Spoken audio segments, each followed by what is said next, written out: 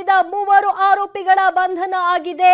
A1 ಆರೋಪಿ Mohammed Shafi ನಾಶಿಪುರಿ, A2 ಆರೋಪಿ ಮುನಾವರ್ ಅಹಮದ್. ಪದೇ ಪದೇ ಸಾರ್ವಜನಿಕ ಒತ್ತಡ ನಿರ್ಮಾಣ ಆಗಿದ್ದು, ಒಂದು ಖಾಸಗಿ ಏಜೆನ್ಸಿ FSL ವರದಿ ಅದು ಸತ್ಯವಾದದ್ದು ಅಂತ ಹೇಳಿ ದೃಢಪಡಿಸಿ ಇವತ್ತು ಬೆಳಗ್ಗೆಯಿಂದ ಮಾಧ್ಯಮಗಳು ಅದನ್ನು ಬಿತ್ತರಗೊಳಿಸಿದ ಮೇಲೆ ಬಹುಶಃ ಇವರು ಯಾರಿಗೂ ಕ್ಲೀನ್ ಚಿಟ್ ಕೊಡೋದಕ್ಕೆ ಸಾಧ್ಯ ಆಗಲಿಲ್ಲ ಅಂತ ಅನಿಸುತ್ತೆ. 3 ಜನರನ್ನು ಪೊಲೀಸ್ ಇಲಾಖೆ ಬಂಧಿಸಿದೆ. ಶಫಿ ನಾಶಿಪುರಿ, ಮುನಾವರ್ ಮತ್ತು ಇಲ್ತಾಜ್ ಅನ್ನೋರು. ನಾವು ಗಂಭೀರವಾಗಿ ಆಲೋಚನೆ ಮಾಡಬೇಕಾಗಿರೋದು, ಒಬ್ಬರು ಬೆಂಗಳೂರಿನವರಾದರೆ ಇನ್ನೊಬ್ಬ ದೆಹಲಿಯವ, ಮತ್ತೊಬ್ಬ ಹಾವೇರಿ ಜಿಲ್ಲೆಯವರು. ನಾನು ಈ ಸಂದರ್ಭದಲ್ಲಿ ಪೊಲೀಸರಿಗೆ ಸಮಗ್ರ ತನಿಖೆಗೆ ಒತ್ತಾಯಿಸ್ತೇನೆ. ನೀವು ಬಂಧಿಸಿರೋದು ಸ್ವಾಗತಾರ್ಹ. ಸಮಗ್ರ ತನಿಖೆ ಆಗಬೇಕಾದ ಅವಶ್ಯಕತೆ ಇದೆ.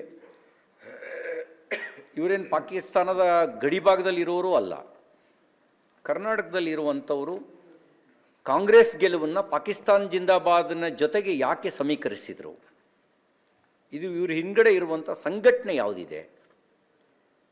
ಪಾಕಿಸ್ತಾನ್ ಜಿಂದಾಬಾದ್ ಅನ್ನುವಂಥ ಪ್ರಚೋದನೆ ಎಲ್ಲಿಂದ, ಕೂಗೋದಕ್ಕೆ ಪ್ರಚೋದನೆ ಎಲ್ಲಿಂದ ಬಂತು ಅನ್ನೋದರ ಸಮಗ್ರ ತನಿಖೆಯ ಅವಶ್ಯಕತೆ ಇದೆ. ಭಯೋತ್ಪಾದನೆ ಅನ್ನೋದಕ್ಕೆ ಬೀಜಾಂಕುರ ಆಗೋದೇ ಮಾನಸಿಕತೆಯಿಂದ. ಮಾನಸಿಕವಾಗಿ ಭಯೋತ್ಪಾದಕನೇ ಕಡೆಗೆ ಒಲವು ವ್ಯಕ್ತಪಡಿಸ್ತಾ ಭಯೋತ್ಪಾದಕರಾಗಿ ಬದಲಾಗ್ತಾರೆ. ತಾಲಿಬಾನ್ ಸೃಷ್ಟಿಯಾಗಿದ್ದು ಮದ್ರಸಾದಿಂದ ತಾಲಿಬಾನ್ ಸೃಷ್ಟಿಯಾಯಿತು. ಒಂದು ದೇಶದ ವ್ಯವಸ್ಥೆಯನ್ನೇ ಬುಡಮೇಲು ಮಾಡ್ತು. ಹಾಗೆ ಇವರಿಗೆ ಈ ರೀತಿ ಪಾಕಿಸ್ತಾನ್ ಜಿಂದಾಬಾದ್ ಅಂತ ಕೂಗೋದಕ್ಕೆ ಎಲ್ಲಿಂದ ಪ್ರಚೋದನೆ ಸಿಕ್ತು ಅನ್ನೋದರ ತನಿಖೆ ಆಗಬೇಕಾದ ಅವಶ್ಯಕತೆ ಇದೆ. ಯಾವ ಸಂಘಟನೆಗಳು ಇದ್ರ ಹಿಂದ್ಗಡೆ ಇದ್ದಾವೆ ಅನ್ನೋದ್ರು ಕೂಡ ಸಮಗ್ರ ತನಿಖೆ ಆಗಬೇಕು. ಇದ್ರ ಜೊತೆಗೆ ಬಾಂಬ್ ಸ್ಫೋಟದ ಪ್ರಕರಣ ಇದೆಯಲ್ಲ, ಇದನ್ನು ಕೂಡ ಲಘುವಾಗಿ ಪರಿಗಣಿಸಬಾರ್ದು. ಅದನ್ನು ಕೂಡ ಸಮಗ್ರ ತನಿಖೆ ಆಗಬೇಕು. ಆ ನಿಟ್ಟಿನಲ್ಲಿ NIA ತನಿಖೆಯ ನೇತೃತ್ವ ವಹಿಸಿರ್ತಕ್ಕಂಥದ್ದು ಸ್ವಾಗತಾರ್ಹವಾಗಿರ್ತಕ್ಕಂಥ ಬೆಳವಣಿಗೆ. ಇದ್ರ ಹಿಂದ್ಗಡೆ ಇರುವಂಥ ಬ್ಯಾಕ್ಗ್ರೌಂಡು ನಾವು ಪತ್ತೆ ಹಚ್ಚದೇ ಇದ್ದರೆ, ಬೇರೆ ಸಹಿತ ಕಿತ್ತು ಹಾಕದೇ ಇದ್ದರೆ ಸರಣಿ ಸ್ಫೋಟಗಳೂ ಪ್ರಾರಂಭ ಆಗ್ಬೋದು.